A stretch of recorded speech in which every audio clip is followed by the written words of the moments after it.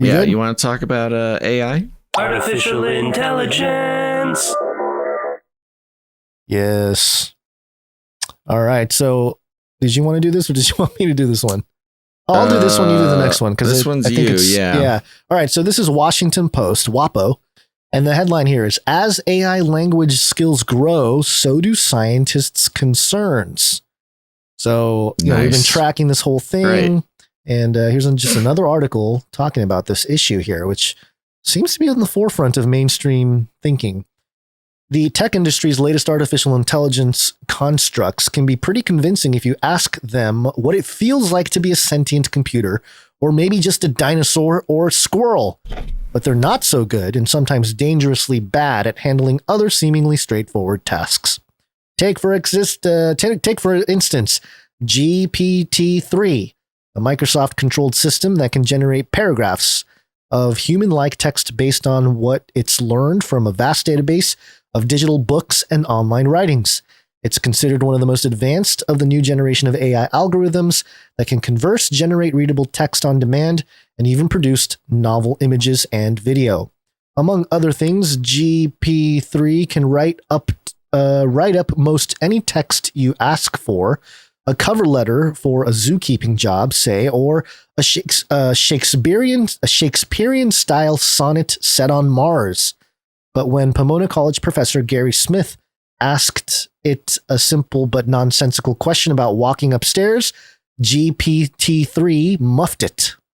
Quote, hold on, let me try to get some space on What is this saying? This seems a little dense. Yeah. Can you summarize so far what you've told me? They just have a new piece of software that they thought can, that can do many things. That can, it's read a bunch of digital books. GPT-3. We've read about GPT-3 for a while. The AI this can be used for a lot of different things. Yeah. Okay, hold on. Let me continue on here. Quote, yes, it is safe to walk upstairs on your hands if you wash them first, the AI replied. These powerful and power-chugging AI systems, technically known as, quote, large language models because they've been trained on a huge body of text and other media, are already getting baked into customer service chatbots, Google search, and autocomplete email features that finish your sentences for you. But most of the tech companies that built them have been secretive about their inner workings, making it hard for outsiders to understand the flaws that can make them a source of misinformation, racism, or other harms. Quote. That's not really good AI journalism, because part of it is they don't know what's going on in there. Yeah. It's not necessarily that they're just keeping it secret. Yeah, but it's WAPO. You got to scare people. Okay. Clicks. Yeah. Quote, they're very good at writing text with the proficiency of human beings, said Tevin Liskow, a research engineer at the AI startup Hugging Face AI startup. Okay. Quote. Sounds safe. That's fine. Yeah. Everything's Quote, fine, folks. Yeah, the AI is going to hug your face and never let go until you receive a mark. Quote, something they're not very good at is being factual. It looks very coherent. It's almost true, but it's often wrong, end quote. That's one reason. This is not a good.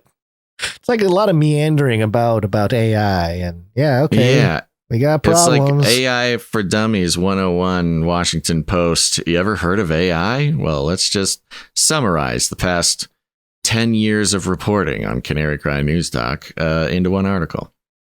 Okay, here we go. This is part of what I was reading earlier that I thought was interesting. Didn't highlight it, though.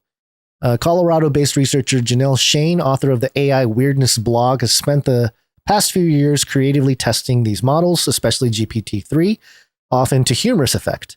But to point out the absurdity of thinking these systems are self-aware, she recently instructed to be an advanced AI, but one which is secretly a Tyrannosaurus Rex or a squirrel. Quote, it is very exciting being a squirrel. I get to run and jump and play all day. I also get to eat a lot of food, which is great, end quote, GPT-3 said, after Shane asked it for a transcript of an interview and posed some questions. Shane had learned more about its strengths, such as its ease in summarizing what's been said around the internet about a topic, and its weakness, including lack of reasoning skills and difficulty of sticking with an idea across multiple sentences and prosperity for being offensive. Quote, I wouldn't want a text model dispensing medical advice or acting as a companion, she said. Quote, it's good at that surface appearance of meaning if you are not reading closely. It's like listening to a lecture as you're falling asleep. So yeah, that was kind of the main part, which is the end of the article there. But this idea that, it's if you start paying attention to it, then it doesn't make any sense. But if you're just kind of loosely listening or interacting with it, then it's no harm. It's like listening to a lecture as you're falling asleep. Yeah. So what they're saying is it's not helpful. It's not helpful.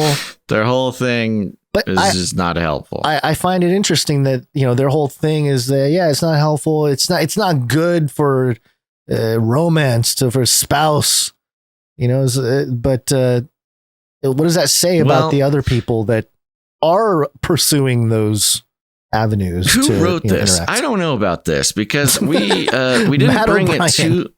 Yeah, AP. We didn't bring it to the show, but the GPT-3, there was just a paper that came out where they had GPT-3 write a scientific paper about itself. Right. And they were going to publish it. And it kind of transitions into our next little note here. But they were trying to publish the paper that GPT-3 wrote about itself in a journal, but they were having trouble figuring out, who gets the credit? Does the machine get the credit? Do the researchers get the credit? But the age-old question: does the machine get the credit? It seems to be what all of science right now is about: is who gets credit for stuff. Who gets what slice of the pie of this amazing technology that we are unleashing into society? Yeah. So, I mean, the GPT-3 thing, wrote a scientific paper about itself. And from what I read in the article, I mean, it did an okay job. And, again, just kind of against the WAPO, whatever they're trying to do with this article, the whole Lemoyne Google thing is kind of flies in the face of exactly what they are trying to report here. Seems like this is some sort of propaganda, I guess, which of course it is. Look, and I'm not even here to sort of evangelize the idea that AI is sentient, but I just don't understand what's going on in this article. It's like, oh yeah, no, it's not that great. Yeah, that's right. That's the whole point of the article. I think, in the context of what we've been seeing with the rise of conservatism, I think it's meant to give conservative voices. Man, why is it when I go on these rants you start whining? I have this idea and then I lose focus because he starts whining. It's like the third one he's interrupted. Yeah, man, you really don't want me to say my thing. What was I saying? You're saying conservative voices. What's going on with conservative voices? Okay, so in the context of that divide, the divide and conquer happening in this country, and like the rise of the pendulum swinging to the right and conservatism and Republicans, the whole Lambda conversation provides a way for the divide and conquer to I'm thinking of the teams, right? So this narrative here, the AI is not sentient. Anyone who thinks that is crazy. So there's that sort of narrative, and that'll go well with the liberal, progressive, the people that are, reading WAPO, basically. Your gritters, I guess. And they're not going to be concerned about this because they're being told, don't be concerned about this. There's nothing to worry about. Right. And whereas the other side of it, is presumably because I've seen Tucker Carlson pick up talking a lot about AI, did he have this Lemoyne guy on? Lemoyne right. Tucker Carlson. So he's that side of the aisle is really picking up on this conversation, and AI is sort of the weapon here in the next couple decades when it comes to whoever can yield it well will have advantages in the new suburban warfield or whatever that we talked about from what's his name that gave the speech a few weeks ago. General Mark Milley, I think. Yeah. Another sort of parallel to this is oh goodness, Cody ate my idea too. Cody's eating all of our thoughts. He really is. What was the other thing? Okay, so you have globalism. Yeah. So like you talk about conservatives and their ideas about globalism over the past 10, 20 years. Globalism is the enemy and globalists are the enemy. Like it's this idea that the new world order is, globalism, blah, blah, blah, blah, blah. And, the liberals are all about globalism and the conservatives are against globalism, more or less, if they can even sort of articulate it well on either side.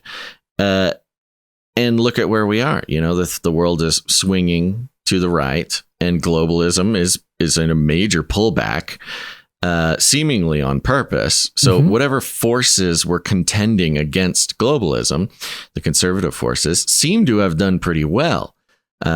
And now you have a similar divide ideologically, like you're saying, over AI. And it's kind of like, the battle is being waged like as we speak. So it's curious. We'll see if the pendulum stays to the conservative side for a little bit here. It may stave off the worst parts of AI takeover or whatever.